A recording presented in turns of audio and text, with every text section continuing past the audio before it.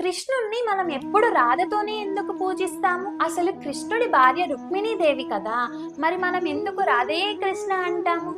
రాధాదేవి ఎవరు? రుక్మిణీదేవి ఎవరు? ఇద్దరు లక్ష్ములేనా? ఈ డౌట్స్ అన్ని మీ మనసులో కూడా ఉన్నాయా? అయితే ఈ వీడియో మీకోసమే. కృష్ణ పరమాత్మ ఎలాగైతే లోక రక్షణ కోసం అవతారాలు ఎత్తారో అలాగే లక్ష్మీదేవి కూడా భూమి చుట్టూ ఉంటూ భూమిని కాపాడడానికి లక్ష్ముల రూపంలో అవతరిస్తూ ఉంటారు.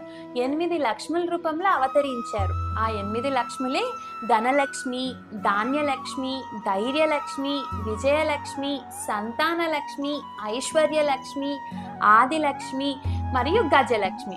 కృష్ణ పరమాత్మ మనసులో ఎప్పుడు రాధాదేవియే ఉంటారు. అసలు కృష్ణ రాధ ఇద్దరు వేరు వేరైతే కాదండి, ఇద్దరు ఒకరే శక్తి.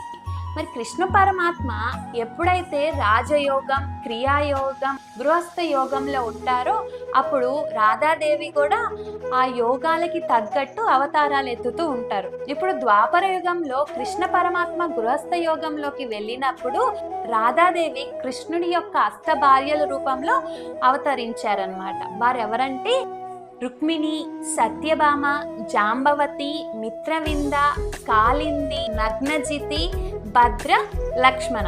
మరి ఇప్పుడు తెలిసింది కదా, కృష్ణ రాధ ఇద్దరు వేరు వేరు కాదండి. రాధే రాధే.